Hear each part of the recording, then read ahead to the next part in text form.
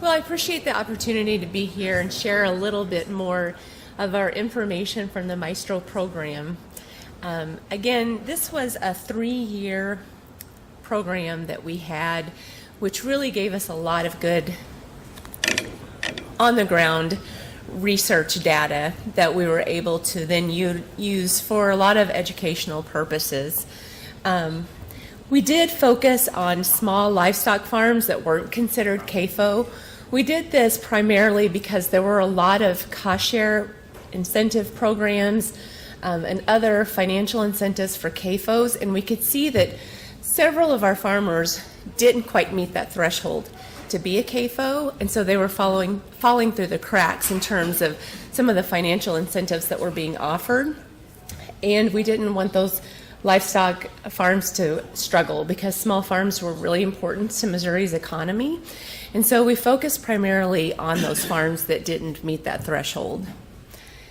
I would say that there were a lot of moving pieces and parts that made Maestro successful. And that's because we took farmers all the way from the audit process through the energy management plan process, and then also offered the cost share incentives to help offset that upfront cost that they might incur for those energy efficiency and renewable energy measures that they put in place on the farm. This was really an interdisciplinary program within the university itself, in addition to all of our partners that we had. Within the university, we engaged those in University of Missouri Extension because they were on the ground in every county in the state, and we were able to utilize our specialists to really work with farmers hand in hand. And on the university campus, those of us in biological engineering and human environmental sciences were also involved. And in human environmental sciences in particular, it was the architectural department. The architectural department handled the home audits, and the information I will share with you today was from the farm team because that's the one that I worked on.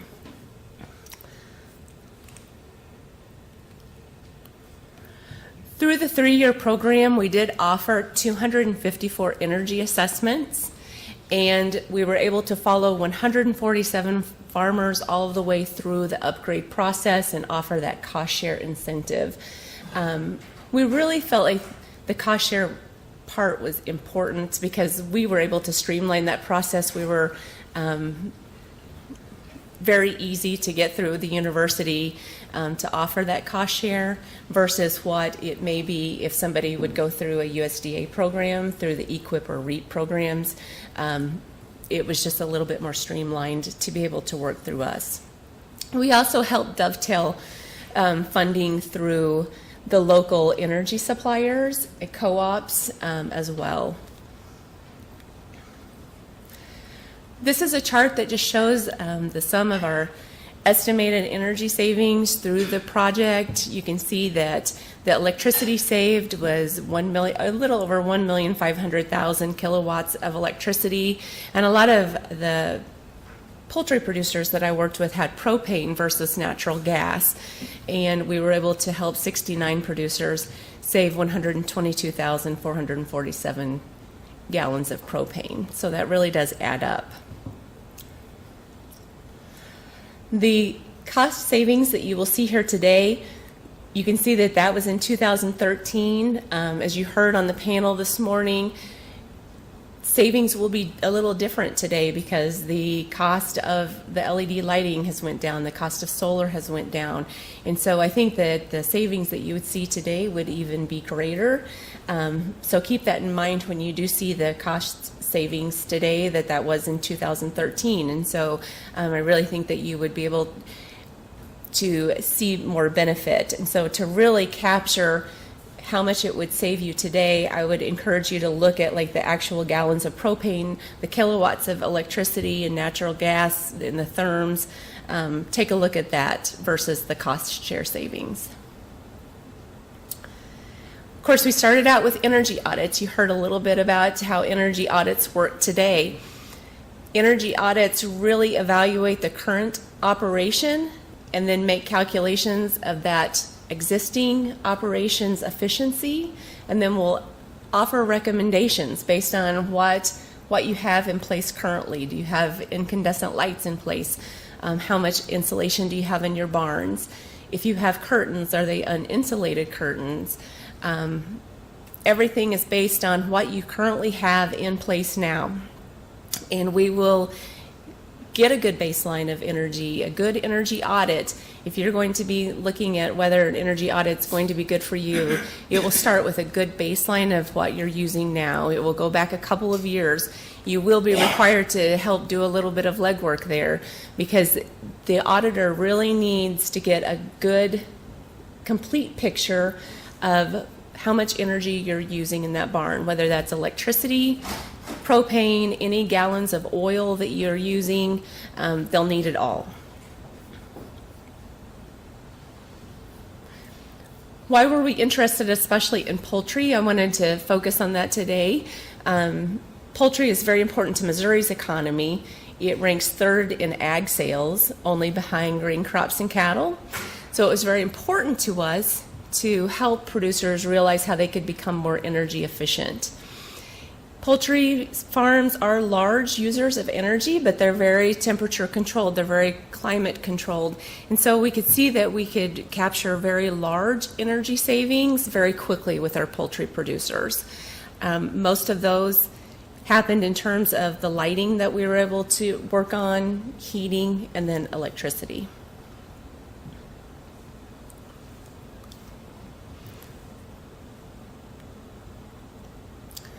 To give you an idea of the average size of our poultry clients, our turkey farms averaged a little over 23,000 birds per farm, four flocks a year. I had also a lot of broiler farms in my part of the state in southwest Missouri.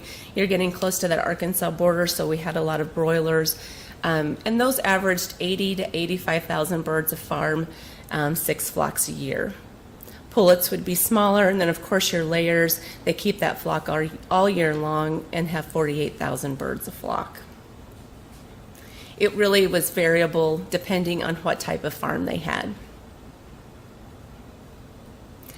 To know if you need an energy audit, I would suggest that you also take a look at University of Missouri Extension's energy page. I will share that website with you at the end of this presentation. We developed some checklists for different types of farms, including turkeys. And there is a real handy checklist that you can just walk through your barns and check it off to see if you actually need an energy audit at that time. It will ask you certain questions about insulation, the amount of insulation in your ceilings, your walls, if you have curtain walls or solid insulated sidewalls, depending on if you're tunnel ventilated or if you still have curtains. It will ask about ceiling stir fans, also how old your houses are, have you recently sealed air leaks, incandescent lights, tunnel inlet doors. So it's really a nice, complete checklist that you can go through, and I would encourage you to do that. This chart really indicates the current usage or amount of energy that was used for our clients when entering the program, as well as the savings that they incurred through energy management plans or technical assistance reports. Through our project, we didn't just offer energy management plans for the entire farm, because we could see that some producers, especially our poultry producers and our hog producers, only needed to address one specific aspect of their farm. Sometimes that was lighting, sometimes it was heating, sometimes it was insulation. But this allowed us a little bit more flexibility to go in and offer either the energy management plan or technical assistance. We found that a lot of people really did want to take advantage of that technical assistance aspect. That would not help you if you wanted to go on and apply for EQIP or REAP funding, but if someone just wanted to take advantage of our cost share funding or with their electrical supplier or co-op, then that allowed them to do that. Next, I would like to take a look at the specific items that we typically recommended in our poultry audits for upgrades and retrofits. Lighting is very important. It can't be understated that good lighting will help with not only how your barn functions and energy efficiency, but also how your birds grow. We see that with the proper lighting, you'll have that consistent uniform lighting, and we got feedback time and time again that people felt like their birds were healthier over time by switching out their incandescent lighting. The LEDs are 85% more effective than incandescent bulbs, and you continue to get that high quality lighting for years after installation.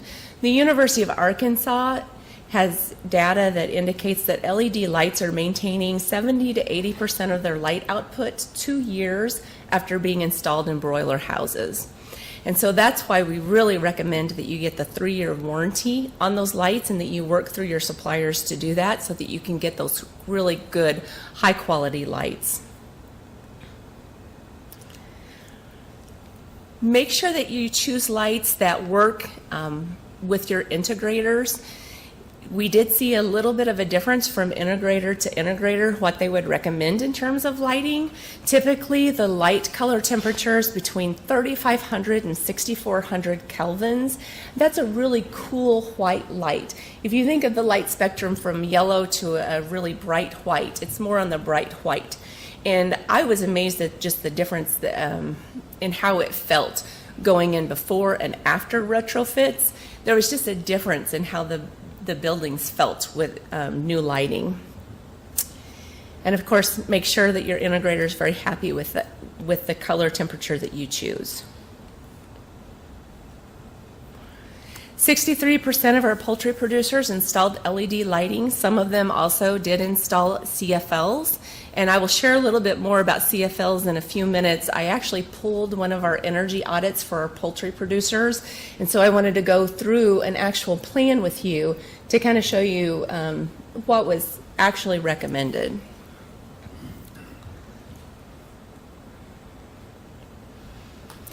Brood heaters were the next thing that were commonly recommended for our poultry producers.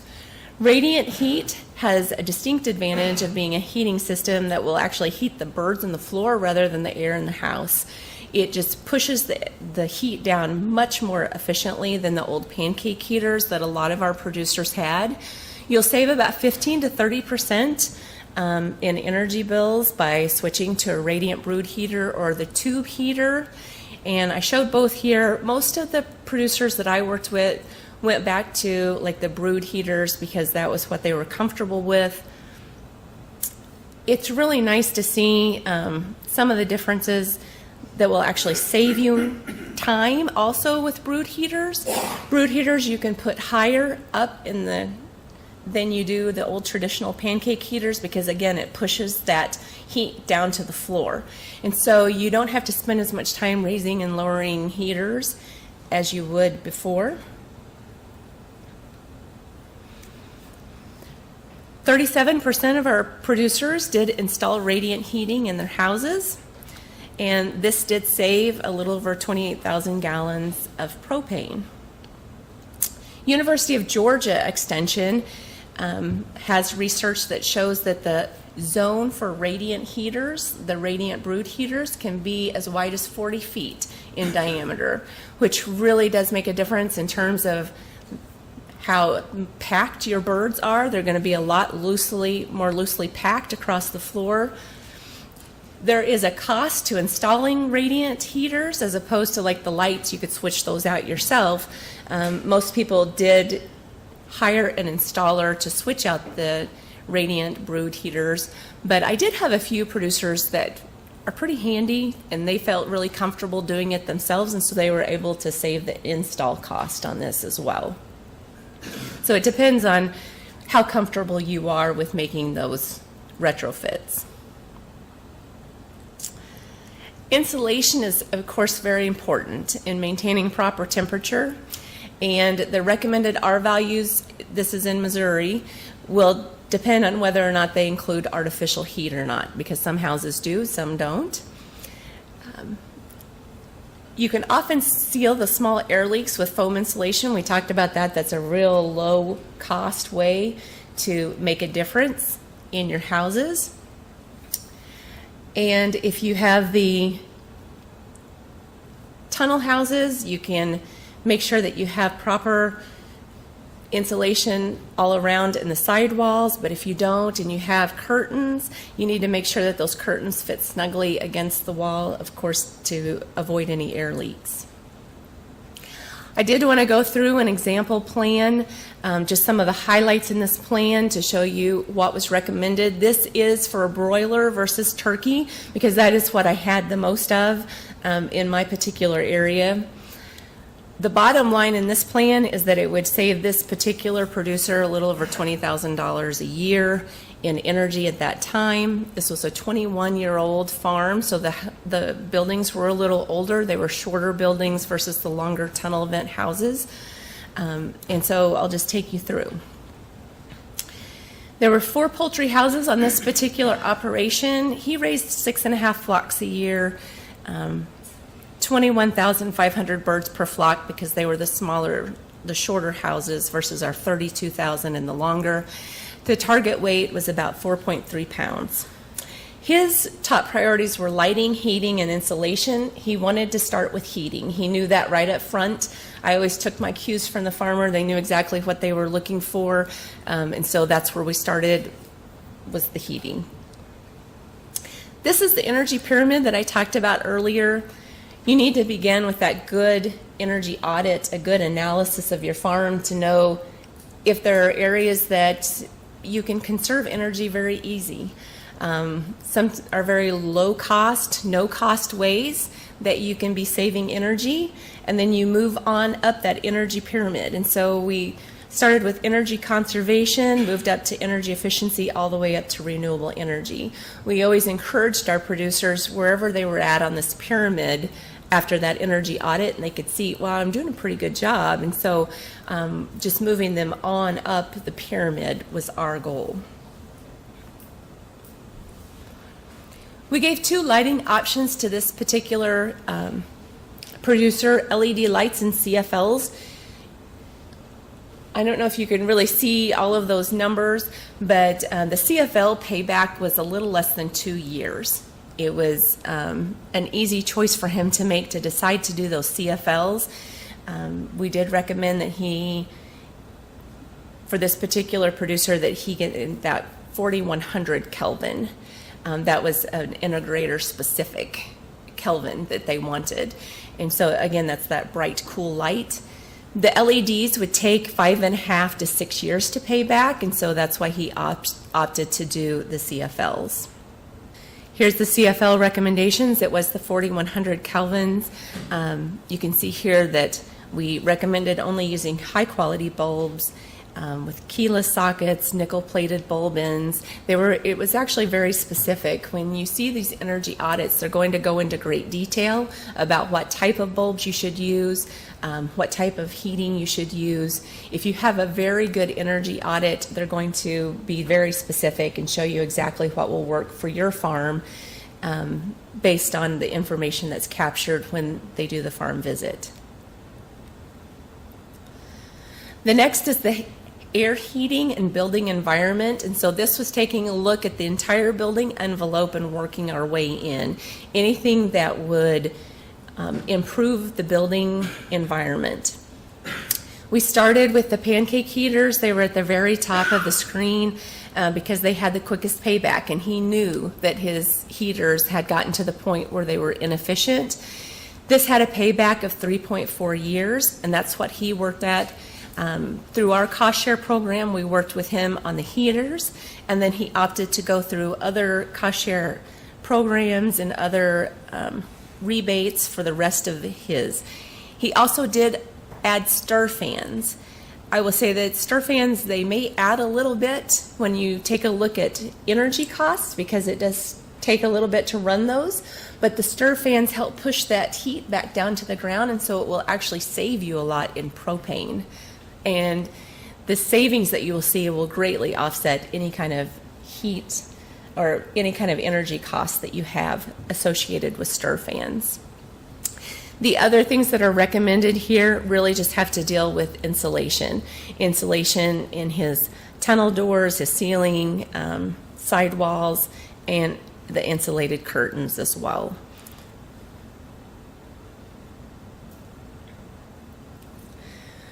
With the insulation, this is what was recommended specifically.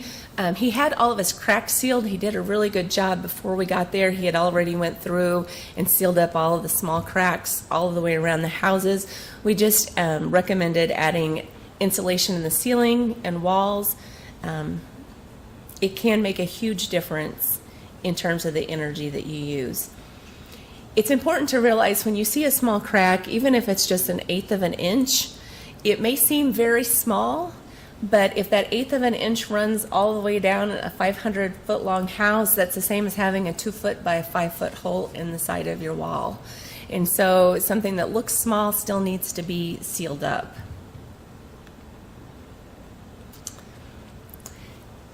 Curtain insulation is very easy, and that can increase your efficiency by 100%. By adding an insulated curtain, that can be done by just adding a second layer of plastic sheeting 1 inch beyond the primary sheet. You want to keep that thermal air boundary there, so you want to keep that about 1 inch apart because you want that air gap in there to work with the insulated curtains. Again, ceiling stir fans are a really good idea if you don't have them in your houses, especially in Missouri. We see such a variance in temperatures. You know, we go up and down, and so ceiling stir fans can help keep that consistent temperature in the house and help reduce runtime with the heaters by 20% in the winter and lower humidity in the air by 10% in the spring. And that's one thing that I noticed in this particular producer's house. He did change out the radiant heat and added the stir fans at the same time. I have mild asthma, and so when I walked in before he did the switch and after, there was a huge difference because the radiant heat provides a drier heat than the old pancake heat, and that combined with the ceiling stir fans really created a healthier environment for the owner of the buildings as well as the birds themselves, because it was just a much more pleasant environment. Additional fan considerations. Maintenance is very important. If you have dirty shutters and blades, it can reduce your air delivery 40%. So proper maintenance is very, very important when you think about fans inside your buildings. And warm belts and pulleys reduce fan efficiency by 10 to 30%. Something that you may not think about every day, but that's a super easy way to capture energy conservation right there, is just proper maintenance of your fans and making sure that everything stays very clean.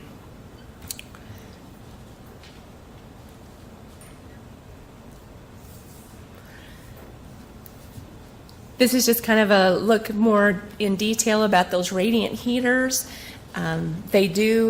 Radiant heat transfers 90% of your heat to the floor, and you can see the differences between pancake and jet brooders right there. The propane savings, if you add the radiant heaters, it's a little over 3,700 gallons per farm. And they're just really more comfortable for the birds. That's one thing with the radiant heat that I noticed. The birds really aren't as packed together on cold winter mornings. We did see that they were more dispersed over the floor. Electronic controls, that was mentioned earlier in the panel this morning as well, that electronic controls can make a difference. It doesn't relieve you of your duty to get to the house to make sure everything's working, but it sure helps. You know, if you are busy and you get sidetracked, you can still make sure that everything's coming on when they need to work at optimal efficiency. Because the things that we know are that the ventilation fans need to be off when the heaters are working, the air inlet boxes need to be open when the exhaust fans come on, and this just allows you to have all of your all of your equipment working at optimal efficiency. It typically increases your production by 2%. It's a small increase, but it can be more than that if there are times that you're not getting to the house when you need to, and heat's running more than it needs to, and those types of things. I also thought I would mention the one producer who I had. He was a turkey producer. He did put solar on his farm, and I just thought I would share that information with you. Solar prices have came down since 2013, and so you may see that the payback is actually quicker than what you're going to see here. But I did want to share a little bit of information with you in case you were interested. The payback period for this particular producer was 11 years. We had 2 sites with 4 buildings on each site, and we put the solar panels on each site. These were a ground mount system. It wasn't on the roof. He had a nice open area, and so he had that nice space of unobstructed sun where we put he decided to install the ground mount system that actually moved with the sun during the day. It was a 72 kilowatt ground mount system, and it did have an emergency power supply feature that provided daytime power in the event of a grid outage, which was important to the integrator. Again, we always worked with the integrators as we put in any type of system to make sure that it worked with all of their specifications as well. The total cost per complex, per site, was about $250,000, the total cost. And I will share with you what cost share incentives that this particular producer used. His local electric cooperative gave him $25,000 for this particular system, and then he was eligible for a 30% tax credit incentive, which really added up. It was a little over $73,000 for one site and a little over $76,000 for the second site. His supplier also estimated a federal corporate depreciation against taxes being paid, and our auditor that we had working on this was not comfortable putting that into the payback, and so he said if it really did work out the way that it should have, the payback could be cut in half by this. So it would be more like 5.5, 6 years if he was able to do that. But he just wasn't comfortable putting that in. I also thought I would share just a few quick slides on farm shops, because we all have farm shops on our farm. It's something that maybe you overlook, but you can get some good energy savings from your farm shop as well. This was just one of the several modules that we were able to add to our E3A curriculum, and that included fact sheets for dairy farms, poultry farms, farm shops, and water systems. The low to no cost energy savings practices, which my dad did one of the farm shops, so that's all he was interested in, was the no cost energy savings. So that's where we always start. Seal leaks anywhere that you have in the building. If you can see that there are air gaps around any windows or doors, if your doors aren't insulated, any kind of air leaks, turn your lights off when they're not in use. Consider using a sensor that automatically turns your lights on and off. That's a good way to do it. Turn down or turn off your heat when the shop's not in use, and seal any leaks in your compressed air systems. Leaks can cause that compressor to run more often, and you may not notice it, but it does add up over time. Medium cost energy savings practices. If your insulation levels are low, consider adding some to your shop. In Missouri, we recommend R values of 15 to 20 in the sidewalls, 30 in the ceiling, and 10 in the doors. And if your doors and windows are in poor condition, you may be actually losing a lot of heat through that as well. And so you might want to consider replacing that. And consider using zone heating, or only heat the area in which you're working. If you have a large shop, it may take a lot to heat that entire shop, but if you can create zone heating where you're only heating that area that you're working in, that really does help. If you're using incandescent lights or inefficient fluorescent lights, you may want to consider replacing those. And then, of course, when you get to your high-cost energy savings, if you have an old, outdated heating system, that may be an upfront cost. Some insulation may be a high cost, but you have to keep in mind the life cycle savings. You know, it may be an upfront cost for you, but consider that life cycle savings over time. You're actually going to be saving money if you take a look at the long run.